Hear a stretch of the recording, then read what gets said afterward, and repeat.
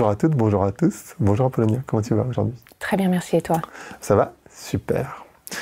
On va parler leadership.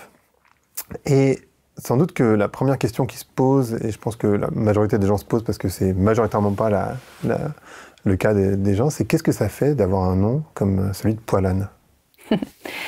Pour moi, mon nom de famille est un vrai objet de fierté parce qu'il représente 3 générations de boulangers.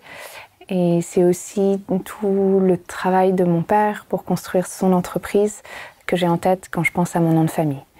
Cela dit, mon nom de famille combinant l'idée du poil de l'âne, quand tu es dans la cour de récré au primaire, c'est pas le prénom, enfin le nom de famille le plus facile à porter. Ah, j'avais jamais pensé à ça.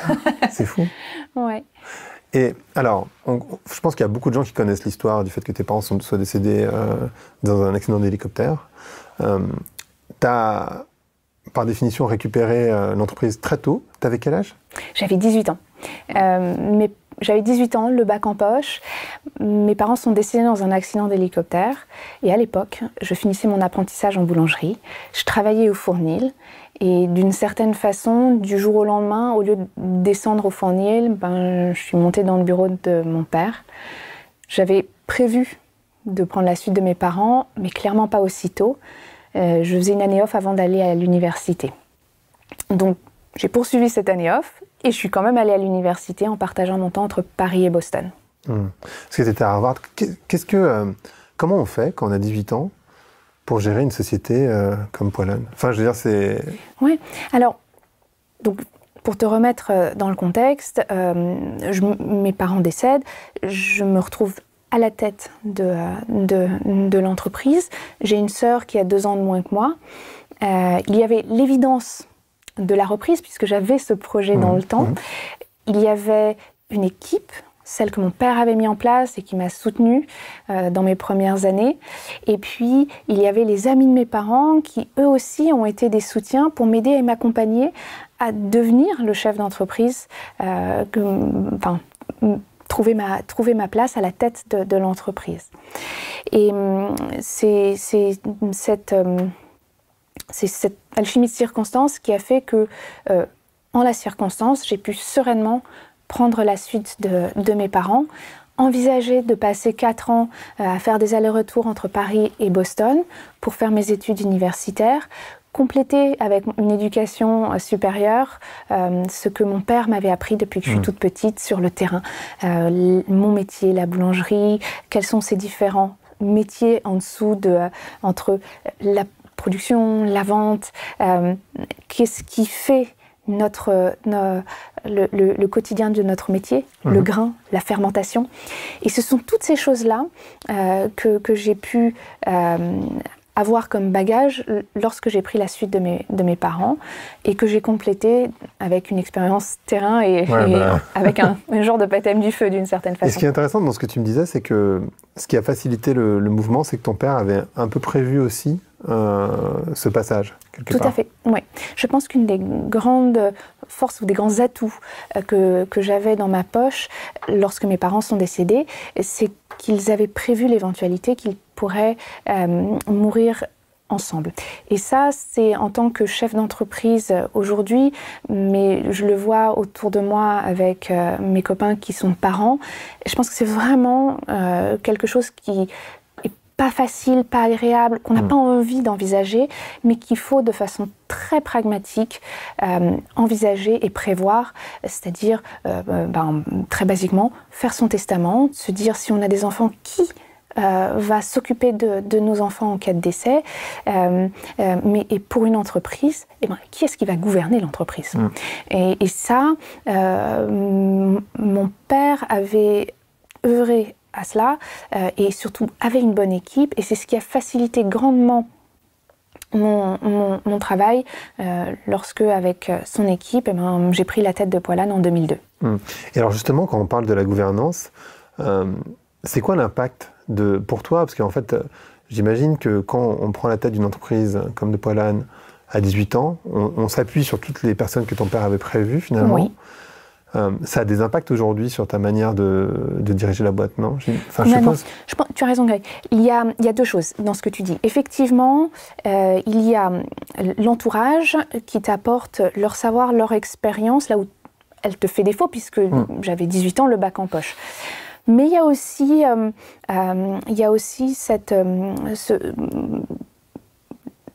comme c'était le premier fonctionnement que j'ai connu, c'est aussi, ça forge aussi une certaine façon de dialoguer et d'avancer dans mon management au quotidien, dans mon travail d'entrepreneur, de savoir m'entourer, que ce soit avec des pairs, avec des mentors, avec des experts.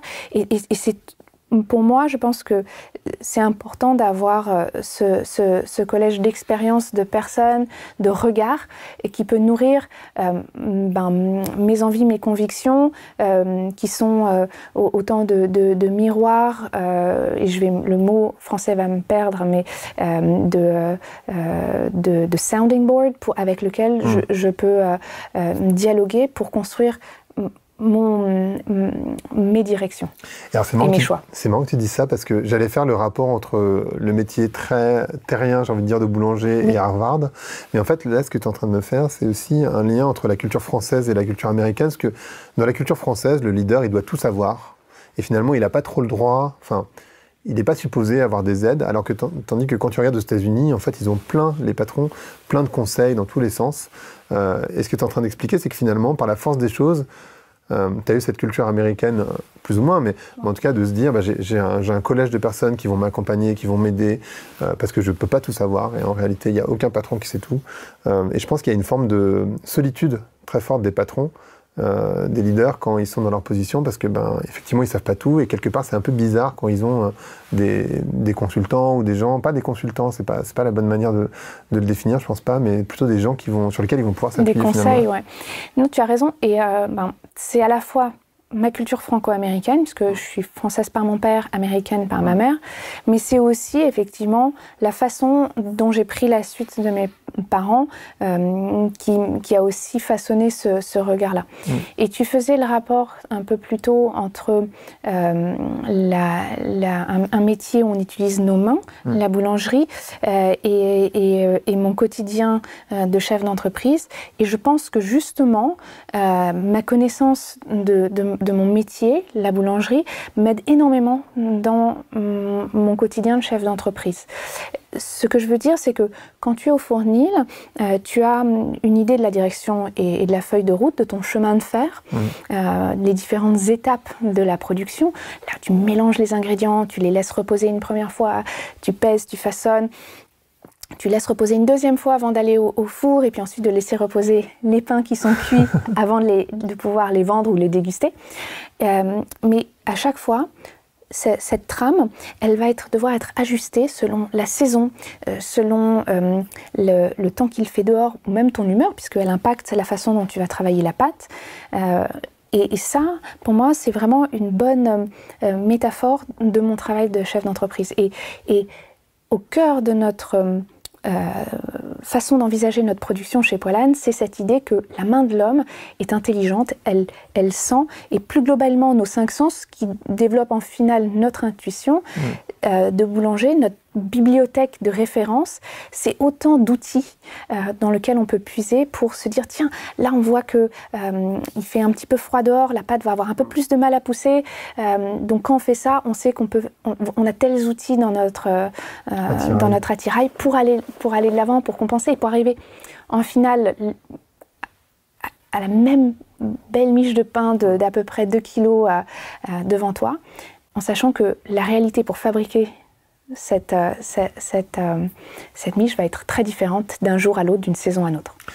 Est-ce que tu crois, du coup, comme ça peut se faire, je sais pas si ça se fait toujours au Japon, qu'un patron, un leader d'une boîte, il devrait reprendre et passer par les différentes étapes de l'ouvrier, enfin voilà, de refaire un travail un peu manuel, revenir dans la réalité de l'entreprise? Moi, j'y crois beaucoup, au moins pour mon métier, puis je mets ça avec des pincettes, c'est aussi mon métier qui me le permet.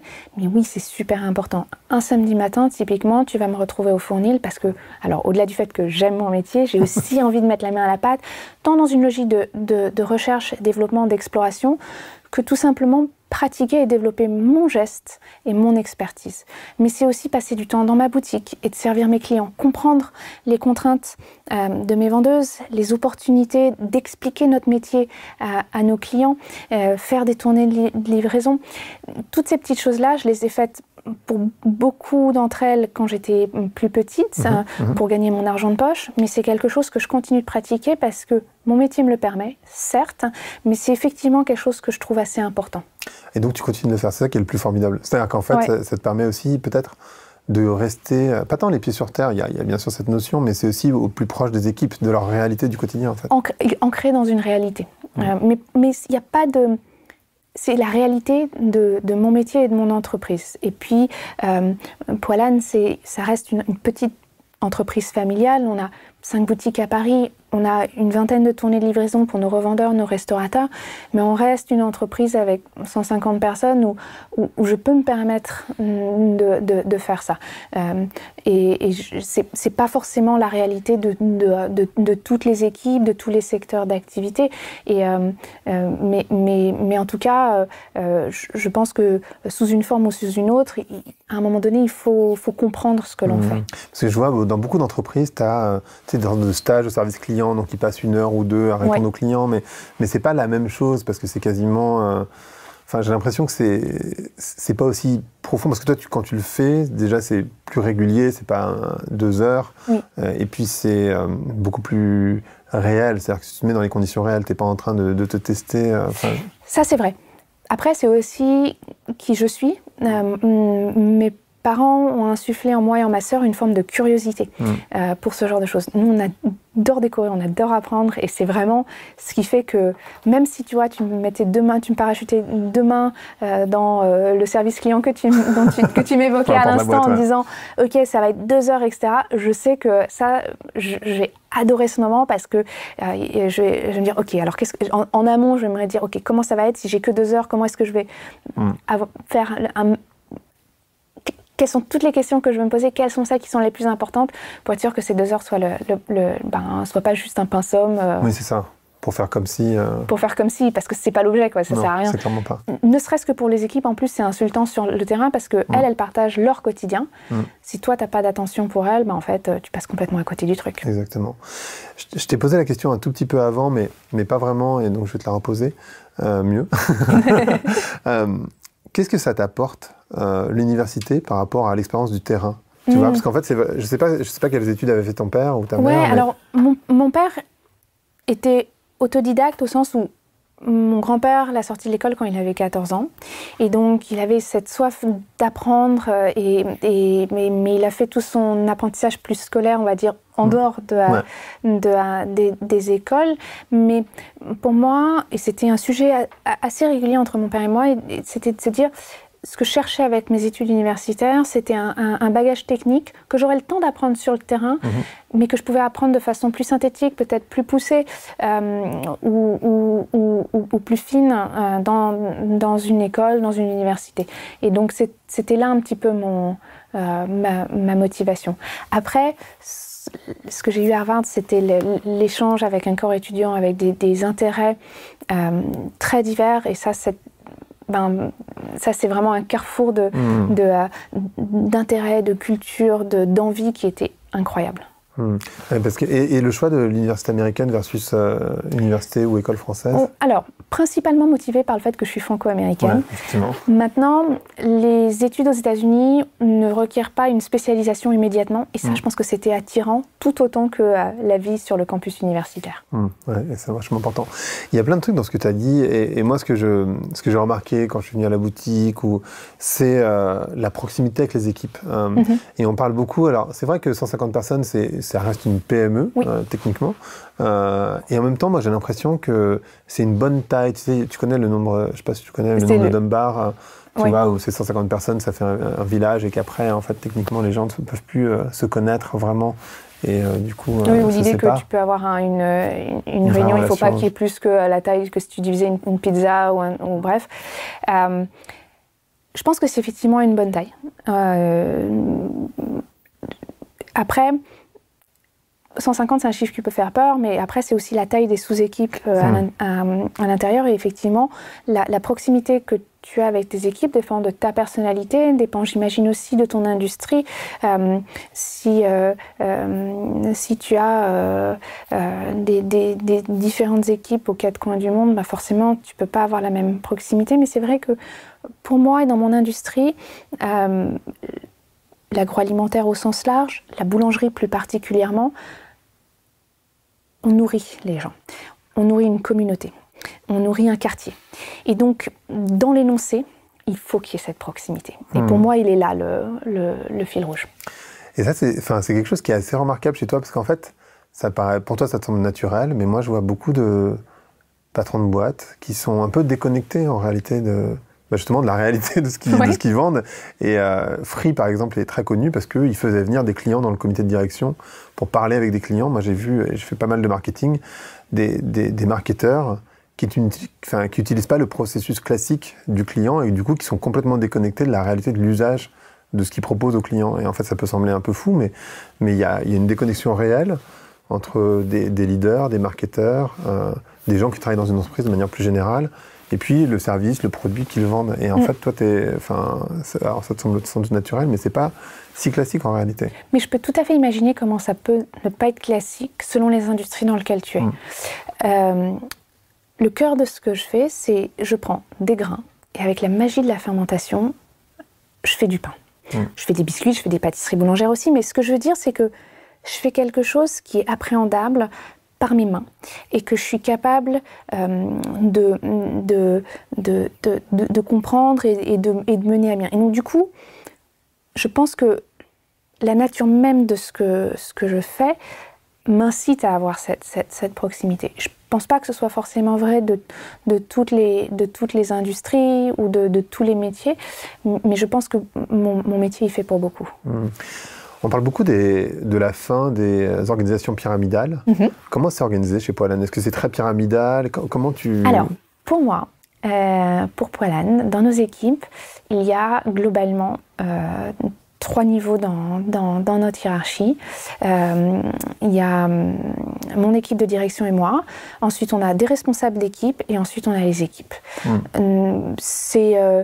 Ça représente les différents métiers et leur organisation. Si on était plus gros, je pense qu'il y aurait peut-être une strate ou deux de plus ou des spécificités. Mais après, c'est aussi ma nature. Le manager du manager, c'est pas très compréhensible pour moi. À un moment donné, c'est nécessaire selon les tailles d'entreprise, mais c'est vrai qu'il y a ce moment où j'aime bien avoir les mains à la pâte, mettre les mains à la pâte plutôt.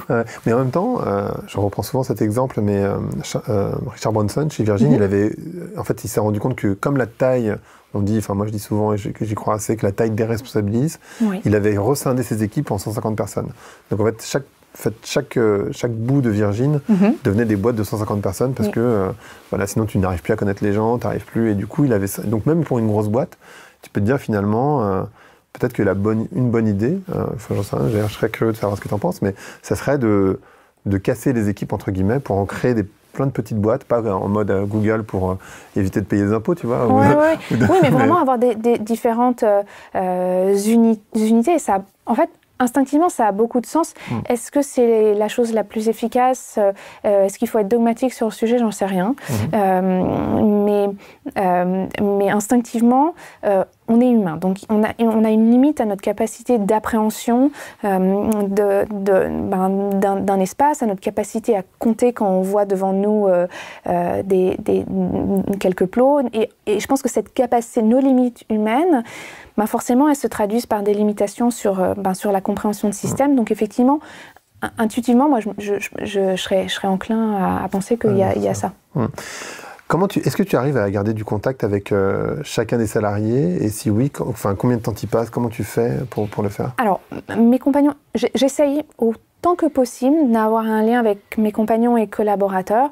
Compagnons, c'est les personnes avec lesquelles je partage un métier, la boulangerie, la pâtisserie. Et les collaborateurs, les personnes qui animent aussi, une fois que... ou même les personnes qui vendent le pain, les personnes qui livrent le pain. Et j'essaye autant que possible de passer du temps dans chacune des équipes régulièrement et c'est jamais assez, mais autant que possible pour pouvoir justement comprendre les réalités de chacun, mais aussi de façon les dynamiques de groupe et d'équipe qui sont aussi la composition et l'interaction entre différents individus. Et il y a j'imagine, comment tu prends des décisions difficiles? J'imagine que tu as déjà dû en prendre, nécessairement. Oui. Comment tu fais? Parce que j'ai l'association, mais peut-être que je me trompe, que tu as un lien très humain avec chacune des personnes qui participent à ce qu'est Poilâne. Comment tu prends des décisions difficiles? Alors, si c'est une décision... à partir du moment où c'est une décision, c'est un choix et il est motivé par des raisons qui sont bonnes ou mauvaises, mais enfin en tout cas qui doivent être prises. On m'avait soufflé ce mot et je le trouve assez juste, c'est que un des métiers du chef d'entreprise, c'est trancher. Et ça, c'est des choix et on les motive et ensuite, ça t'empêche pas d'être humain, de le faire avec grâce, d'essayer de tirer tes équipes ou les personnes avec lesquelles tu dois prendre une décision difficile vers le haut. Et après, nous-mêmes, en tant que chef d'entreprise, on est aussi un humain. Donc, la première fois que j'ai dû me séparer d'une personne dans mon équipe de direction, je savais ce que je perdais, je savais quelle décision je devais prendre. Et ça a été un moment difficile et ça, il faut l'accepter. Mais je pense que le projet de l'entreprise et ensuite essayer de le faire avec autant d'élégance que possible, et c'est jamais élégant, c'est jamais agréable, mais ce sont il y a des moments où ce sont des choses et des décisions à prendre et l'idée ensuite c'est d'avancer. Est-ce que on parlait tout à l'heure que Poilâne, c'est 150 personnes. Est-ce que tu as une volonté de faire grandir l'entreprise ou tu préfères rester sur une taille entre guillemets humaine, ou en tout cas de tribu, qui correspond à Dunbar, etc. Alors je ne sais pas si vous êtes arrivé là par hasard ou pas, mais c'est intéressant de savoir. Ou est-ce que tu te dis, je préfère bien faire ce qu'on fait déjà et finalement, je n'ai pas besoin de faire grossir la boîte spécifiquement? Alors, moi, j'aime bien utiliser l'image d'un arbre où l'idée, c'est vraiment de grandir plutôt que grossir. Nourrir ses fondations. J'ai à peu près 150 personnes avec lesquelles je travaille au quotidien en France. J'ai une vingtaine de personnes avec lesquelles je travaille à Londres. Mon père avait commencé au tournant du millénium une boulangerie à Londres comme à Paris. Et j'ai pas cette obsession de grandir. Je me limite pas à 150 personnes. Mais l'important, c'est de nourrir le sens, de nourrir les projets et de construire à partir de là. Mais pour avoir été confrontée aux réalités de copains qui sont en charge de grandes équipes, ou d'entendre à la radio, ouais, telle entreprise avec tant de personnes, etc., tu te dis, mais comment est-ce qu'ils s'organisent au quotidien? Et effectivement, je pense que mon instinct, ce serait de me dire que, en fait, il y a des unités un peu plus petites à créer pour garder ce lien, garder cette humanité. Une question aussi, parce que forcément on parle beaucoup d'écologie, d'agriculture régénératrice. Comment vous vous positionnez chez Poilâne par rapport à ça? Parce qu'en tant que chef d'entreprise, il y a aussi cette notion, tu vois, on parle beaucoup de triple comptabilité. On est en train de modifier un certain nombre de choses. Nous, notre métier, c'est on prend du grain qui est moulu en une farine, et ce grain, il doit venir de quelque part. Donc, pour mon grand-père, ce qui était important, c'était de travailler avec les meuniers pour alimenter une certaine qualité de farine. Elle est moulue sur meule de pierre, ce qui ne chauffe pas le grain. Mais là, je rentre dans des aspects techniques, mais qui ont aussi des implications. C'est-à-dire que c'est la façon dont on le fait. On requiert un certain respect du grain. Donc, de façon assez systémique, il y a tout un tas d'externalités positives que créent ces méthodes. Mais depuis que mon grand-père a fondé Poilâne en 1932, en fait, ce lien entre le meunier et puis en amont de ça l'agriculteur, c'est quelque chose que l'on cultive pour alimenter les prochaines saisons, les prochaines moissons de grains. Et donc on parle d'agriculture, mais c'est aussi le sol avant ça et comment est-ce qu'on nourrit un sol qui est vivant. C'est bien sûr la qualité des variétés. Donc, des grains, des différentes céréales que l'on travaille. Et toute cette chaîne de valeur-là, on la construit déjà en la comprenant, de bout en bout. Et pour moi, ça commence avec le sol. Il y a le grain, il y a la façon dont tu stockes le grain, il y a la façon dont tu moules le grain, il y a la façon ensuite dont toi tu travailles ce grain dans ton fournil. Et parce que l'on a 90 ans, déjà, on a pu commencer ce dialogue il y a longtemps, on a pu prendre des choix qui seraient plus difficiles ou pour lesquels la marche serait plus haute si on commençait de zéro aujourd'hui. Et ça, c'est quelque chose que l'on entretient avec un dialogue avec nos fournisseurs, donc nos meuniers, et en amont de ça, les agriculteurs. Et si je me trompe pas... Et c'est un work in progress. C'est sans fin, et il faut nourrir et alimenter cette conversation parce que ce qui est chouette avec mon univers, c'est que je travaille au cœur de la ville pour fabriquer quelque chose qui rapporte quelque chose intrinsèquement de la campagne. Et donc, ce lien entre la terre et le cœur de ville, le cœur d'un quartier, il est assez évident pour moi et c'est une forme de responsabilité d'apporter cette lecture à mes clients dans les produits que je fais, mais aussi de pouvoir, tout au long de la chaîne, alimenter l'évidence de la qualité de cette recherche, de ces développements. Et si je ne me trompe pas, tu sais, en fait, en ce moment, on parle beaucoup, en ce moment, depuis un siècle, on parle d'optimisation, de performance, et en ce qui concerne le pain, aujourd'hui, on a créé des processus qui permettent d'optimiser la production du pain. Absolument. Et ce n'est pas des méthodes que vous avez appliquées, si je ne me trompe pas. Non, tu as raison. C'est vrai que si tu regardes, et a fortiori après la fin de la Seconde Guerre mondiale, on avait d'autres enjeux aussi à l'époque. Il fallait nourrir beaucoup de gens alors qu'il y avait eu beaucoup de destruction. Et puis il faut garder en tête qu'effectivement en 1900, un Français moyen mangeait entre 6 et 900 grammes de pain par jour et par habitant. Donc si tu te dis que ma miche de pain d'1,9 kg, c'est à peu près ça, la personne mangeait à peu près la moitié de cette quantité de pain par jour. Et c'était l'essentiel de ce qu'elle mangeait. C'est te dire à quel point le pain est une nourriture première, une nourriture élémentaire, mais aussi la responsabilité du coup de nourrir quelque chose de qualitatif. J'espère que je ne vais pas prendre trop de tangentes, mais du coup, ce souci-là, pour moi, il reste actuel. Mon père le disait en ces mots, il disait qualité plutôt que quantité, intention plutôt qu'extension.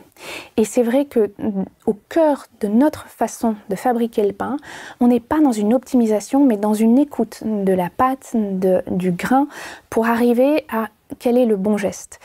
Et de ce point de vue-là, on utilise beaucoup nos mains parce qu'il y a finalement peu d'outils qui perfectionnent ce que l'on sait faire et ce que l'on sait ressentir avec nos mains. C'est pour ça que quand on forme les personnes qui vont prendre des postes en boulangerie, notre système d'apprentissage, il est basé sur cette appréhension avec nos 5 sens, avec nos mains. Et toute notre... on choisit d'utiliser nos mains quand... S'il y avait des machines qui étaient suffisamment sophistiquées pour remplacer nos mains, j'aurais aucun problème à le faire, mais en réalité, à date, nos mains ont une vraie sophistication que les machines n'ont pas. Et ensuite, on a utilisé beaucoup de machines ces dernières décennies dans la boulangerie parce que ça facilite, parce que ça expédie le processus, mais souvent, trop souvent, ou en tout cas jusqu'à présent, ça se fait au détriment de la qualité du produit. Alors, il y a des pâtes où tu t'en fiches un peu, mais qu'est-ce que tu veux nourrir? Les prochaines générations ou juste sustenter l'immédiateté du moment. Elle est là la question. Ouais, et ça c'est une question, enfin il me semble pour l'agriculture c'est une question essentielle en fait. Essentielle. Et c'est pour ça que c'est important, quand on parle d'agriculture, de parler des sols déjà. Parce que tu peux mettre le meilleur grain de la terre, mais enfin, si ton sol est mort, ça sert à rien. Et c'est 70% des sols donc, qui sont morts en l'occurrence. Donc à cause de ça, c'est-à-dire dans cette logique performative, court terme, qu'on a fait post-Seconde Guerre mondiale, mais dans laquelle on est toujours... On n'a pas évolué sur ce système-là. Et ouais, tu as raison. En courant parce que grêle ici, parce que sécheresse là. Et en fait, on aggrave le problème. Et on aggrave le problème. C'est le bocage où on se dit « Ah, c'est cool, c'est plus facile pour la moissonneuse-batteuse de passer dans un grand champ ». Oui, c'est vrai, mais ça facilite aussi toutes les tempêtes parce que le vent peut circuler plus facilement et pas arrêté par les paysages. Et c'est comme ça qu'on se retrouve en 89, 99 avec des tempêtes. Qui détruisent tout. Ce que tu disais sur le processus de passer, d'utiliser ses mains, est-ce que c'est un processus que vous utilisez pour l'intégralité des salariés, c'est-à-dire une comptable, un comptable, ou est-ce que c'est uniquement pour les personnes qui sont en vente? Comment ça marche? Quand chacune des personnes qui intègrent nos équipes sont initiées à l'univers de la boulangerie. Ne serait-ce que visiter, comprendre, appréhender comment est-ce que l'on fait le pain. Je te rassure tout de suite, on ne fait pas la comptabilité à la main, on a des outils, on a des logiciels, on vit au XXIe siècle, et tant mieux, et c'est génial. Et c'est ça aussi, ça c'est ce que mon père appelait la rétro-innovation. Je le reprends un peu au niveau macro, au niveau de Poilâne, mais c'est le meilleur de techniques passées, le meilleur de techniques présentes pour aller de l'avant. Et peut-être que, enfin moi c'est comme ça que j'envisage les technologies, c'est que les technologies en particulier, alors je pense à l'intelligence artificielle, mais on pourrait le prendre de manière un peu plus basse sur les logiciels, ça permet de faciliter pour se renforcer sur l'humain finalement. Enfin moi c'est comme ça que j'envisage. Mais 100%. Je suis complètement en phase avec toi là-dessus. Et pas pour optimiser... Non, c'est pas une question d'optimisation. Je pense que tous les gestes répétitifs où la main de l'homme n'a pas de plus-value, sont amenés à disparaître. Et tant mieux, parce que ça peut nous permettre de valoriser nos intelligences en tant qu'humains. Et en parlant d'humain, il y a une question autour, naturellement, de la relation client. Ce que tu disais, toi, c'est que tu fais encore des tournées, tu vas encore en boutique. Comment tu t'assures... En fait, la relation client, c'est un truc intéressant parce que souvent, dans les entreprises, le client ou la relation client, elle est considérée comme un coût. Donc, naturellement, on essaye de le réduire parce qu'en fait, voilà. Et la relation client, on l'envisage aussi souvent à comment tu génères du financier court terme. C'est-à-dire comment en fait, je peux faire un programme de fidélité, j'en sais rien, je dis n'importe quoi, avec des petits bons ça va permettre de faire de la fidélité, et du coup ça va permettre de faire du court terme, alors qu'on sait que pour créer de la relation, comme dans une relation humaine naturelle... En fait, c'est exactement ce que j'allais dire. Pour moi, la relation client, c'est l'opportunité de créer du lien, de nourrir ta communauté, et c'est une petite graine que tu plantes et qui va pas forcément germer tout de suite, voire pas du tout, parce qu'on peut aussi se tromper, faire des erreurs, mais c'est un pari d'avenir. Et je pense que pour moi, mon but et la spécificité dans notre entreprise, c'est que au-delà de faire du pain, des biscuits, des pâtisseries boulangères, on a une vraie culture du pain. Et cette culture du pain, on veut la partager, on veut la transmettre, on veut qu'elle permette de faire grandir nos clients. On n'est certainement pas suffisamment bon, c'est quelque chose sur lequel on travaille quotidiennement, mais c'est surtout une aspiration pour se dire, mais en fait, le plus nos clients seront ambassadeurs et plus ils comprendront ce que l'on fait et pourquoi on le fait, le plus effectivement sur le long terme, certainement qu'on fidélisera nos clients, certainement qu'ils seront ambassadeurs. Mais ça, c'est pas... effectivement, c'est peut-être contre-intuitif, mais je pense que pour nous, comme on envisage notre métier comme une forme de lien au-delà du pain physique, mais d'une forme de nourriture... J'avais utilisé que des mauvais mots, mais en tout cas, je veux qu'on nourrisse la culture du pain de nos clients qui nous font confiance de les nourrir avec quelque chose de physique. Non, mais c'est quasiment nourrir je vais exagérer un petit peu, mais c'est nourrir le physique, mais aussi l'âme quelque part. Il y a une âme derrière ça. Complètement. Ouais. Et pour moi, c'est pas du tout contre-intuitif. Moi, ce que je trouve assez contre-intuitif, et ce que je constate en tout cas dans le marketing, c'est étrangement d'ailleurs, on a tendance à complexifier toutes ces questions de business, de stratégie, etc. Alors qu'en réalité, la relation client, c'est comme une relation humaine. Tu vois, les clients, ils veulent pas des trucs hyper complexes. Et on sait bien que dans une relation humaine de personne à personne, en fait, si tu vois les personnes, que tu passes du temps avec elles, que tu prends le temps de les écouter, de vraiment les écouter, etc., tu crées du lien.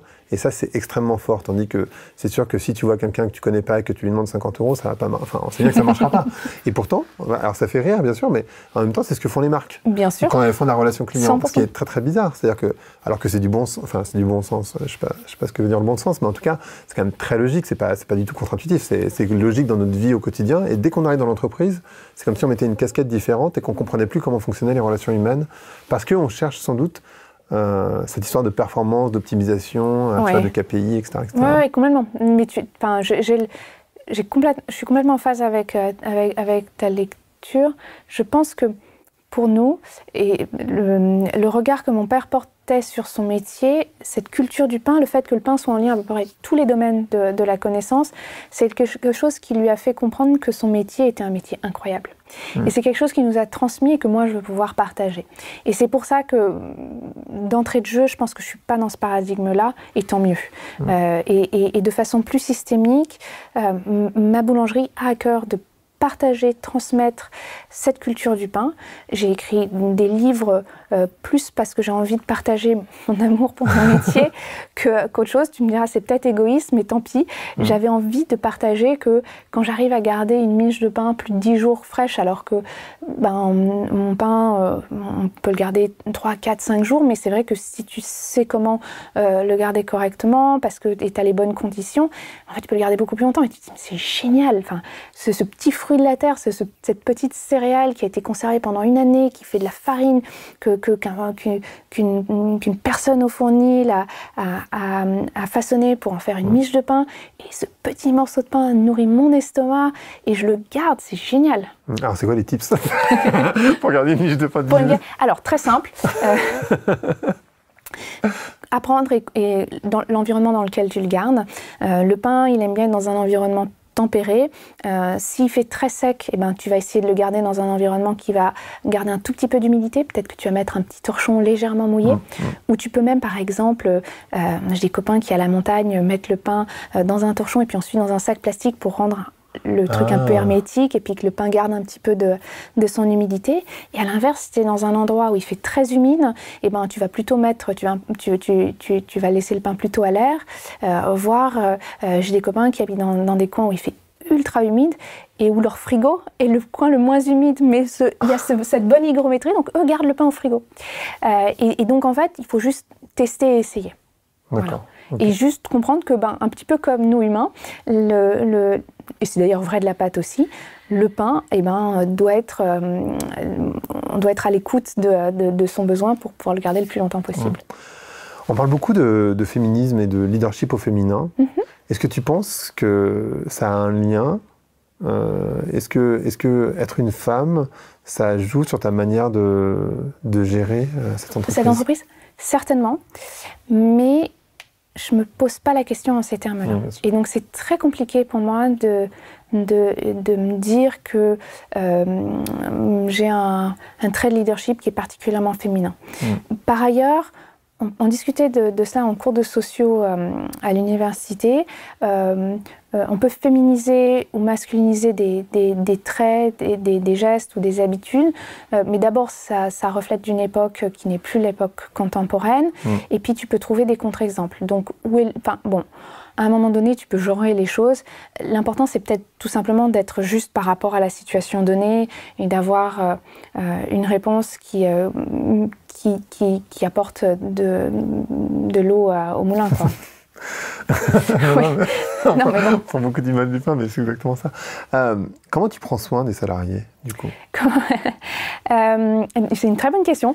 J'essaye déjà au quotidien de créer un environnement de travail que j'essaye de faire rendre le plus sain possible, de se dire que ensemble, on construit l'histoire de Poilâne et que ça doit se faire dans un bon esprit. Au niveau de l'équipe, mais de façon plus macro au niveau de l'entreprise, c'est d'être à l'écoute de mes équipes, d'avoir une porte ouverte s'il y a des questions, s'il y a des incompréhensions, s'il y a des coups de gueule, ou à l'inverse, des moments de joie, célébrer l'arrivée d'une personne dans une famille. Enfin voilà, j'ai pas de recette parfaite, certainement aucune leçon à donner, mais ce que je sais, c'est que c'est très important pour moi que mes équipes se sentent bien. Et parce que je pars du principe où si tu te sens bien, et en fait, tu vas pouvoir donner le meilleur de toi-même, ou en tout cas être dans une force qui est créatrice, nourricière, et que je suis pas dans la performance ni dans l'optimisation quand je te dis ça, mais simplement de te dire on est dans un élan positif, un élan où on avance, où on construit, où on nourrit. En fait, ce que je ressens quand je t'entends parler, c'est que surtout, c'est des valeurs qui sont vraies. C'est-à-dire qu'en fait, tu as beaucoup d'entreprises qui, tu vois, on parle beaucoup d'entreprises à mission, on parle beaucoup des valeurs des entreprises, il y a plein de cabinets de conseil qui vendent ça. Moi, je suis assez convaincu qu'en fait, personne ne peut définir les valeurs de personne. Enfin, il n'y a que soi ou les personnes de l'entreprise qui peuvent définir leurs propres valeurs. Et ça ne doit pas être des valeurs qui sont écrites sur une feuille de papier et puis on les affiche au mur pour bien s'en souvenir. Logiquement, les valeurs, elles doivent. Il faut qu'elles soient incarnées. Il faut les vivre. Non, mais en plus, c'est des questions qui sont topiques. Chez nous, on se disait, un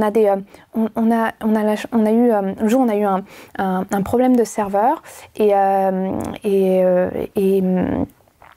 tout de suite, les uns et les autres, on s'est appelés pour se dire, ok, il y a un problème de serveur. Comment est-ce qu'on peut pallier au problème? Comment est-ce qu'on peut assurer les commandes, etc., etc., etc. Et après coup, avec l'équipe, et notamment ma petite équipe RH, on se disait, il y a des bons réflexes. Comment est-ce qu'on s'assure qu'on continue d'alimenter cette bonne énergie-là? Et c'est vrai que tu peux être tenté de se dire, ouais, alors chez Poilâne, on fait ça. Ouais. Mais bon, c'est pas toujours la réponse adaptée. Et puis surtout, l'idée, c'est plutôt d'alimenter cette bon esprit d'équipe. Et ça commence tout simplement par, on arrive dans l'entreprise, on dit bonjour, on a un sourire, on est agréable. Et tout ça vient alimenter cette évidence.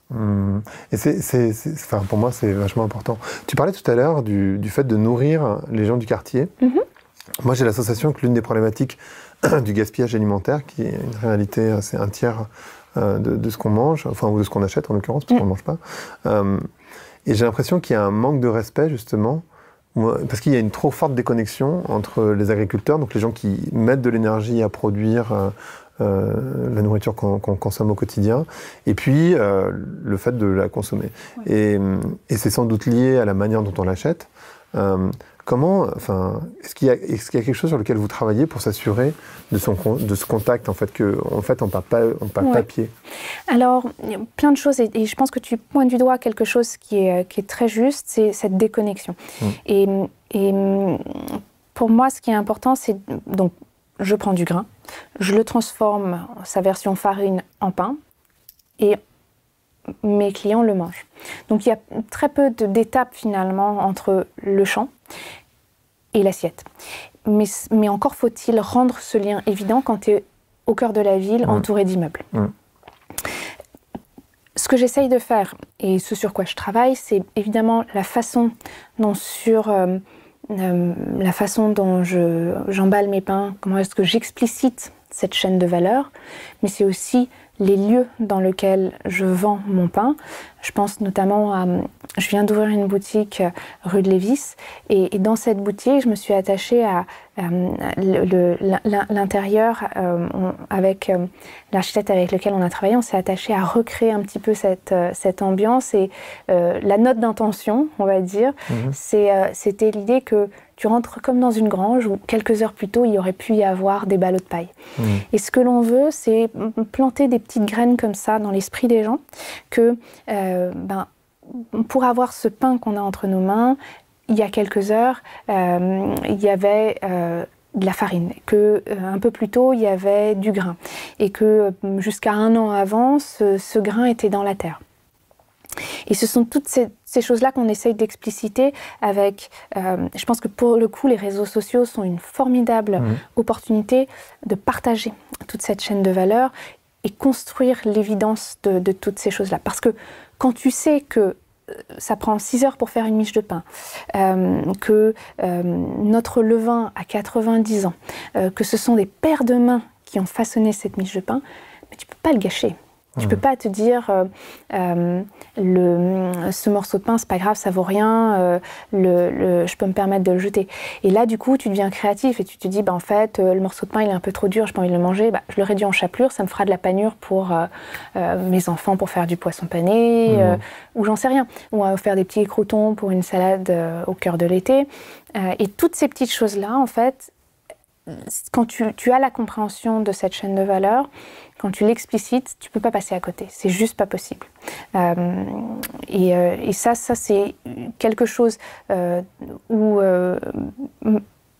mes équipes, l'écrin, l'emballage sont autant d'opportunités de partager avec nos clients ce que l'on fait. Expliciter l'évidence pour nous. Est-ce qu'il y a des choses en tant que leader de boîte que tu as apprises et que tu aimerais partager? C'est-à-dire des choses où tu faisais peut-être des erreurs, tout simplement. Et ça peut être d'ailleurs, et je pense qu'on le ressent dans ce que tu dis, c'est-à-dire l'acceptation de se dire que je ne suis pas parfaite, que je fais des erreurs, tu vois, cette vulnérabilité qui n'est pas si classique en fait dans les leaders d'entreprise qui sont censés, tu vois, il y a cette stature, ça peut être déjà un premier apprentissage de dire, en fait, voilà, vulnérabilité, et moi je crois que la vulnérabilité a vraiment sa place dans l'entreprise. Mais est-ce qu'il y a d'autres choses, ou peut-être que ça peut être ça, que tu as apprises et que tu aimerais partager de manière concrète ou... Oui.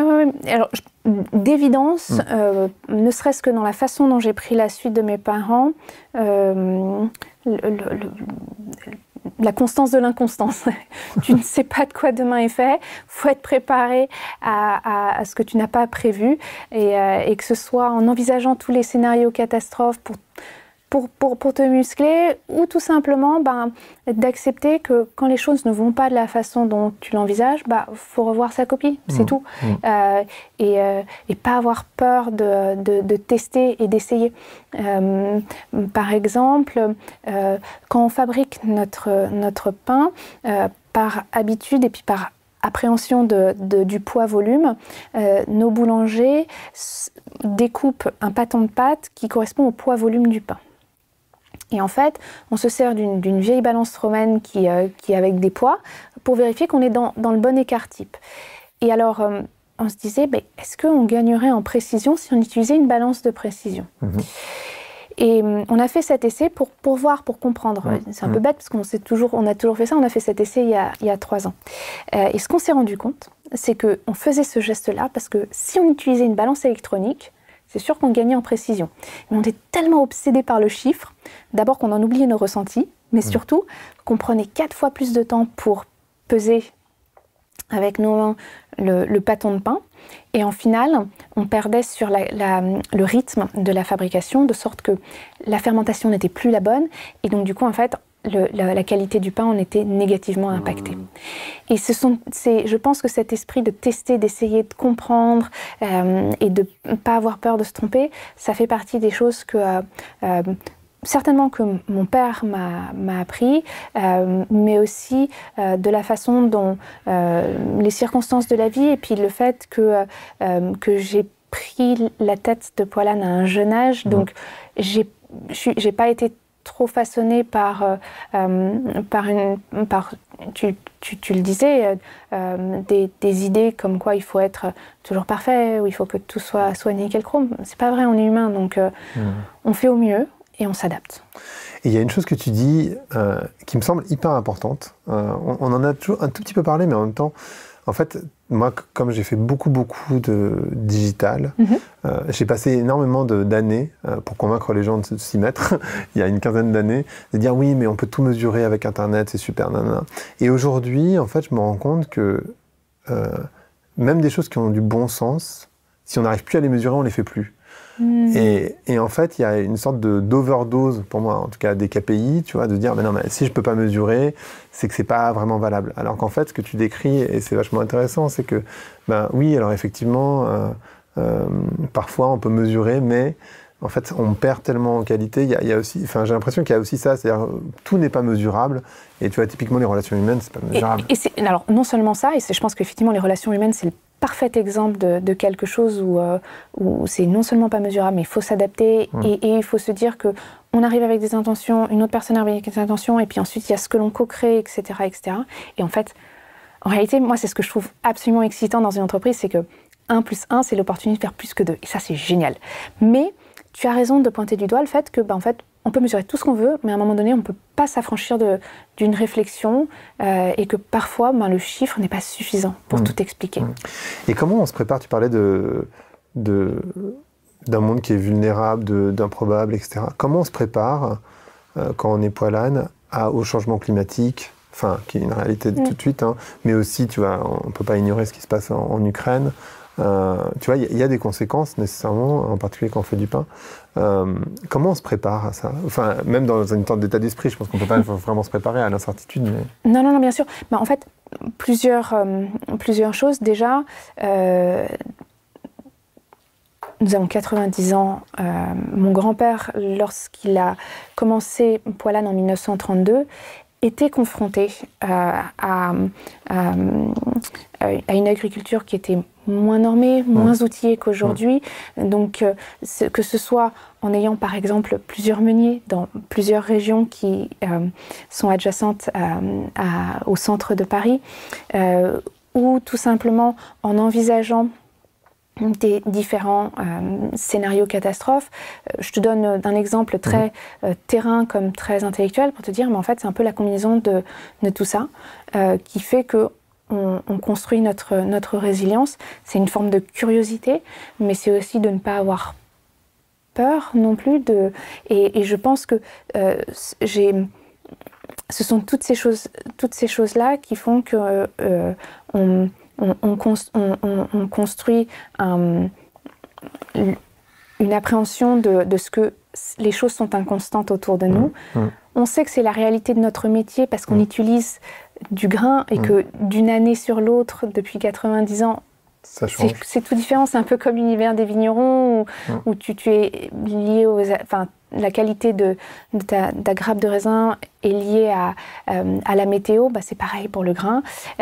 Effectivement, il y a des enjeux mondiaux qui viennent se rajouter à cela.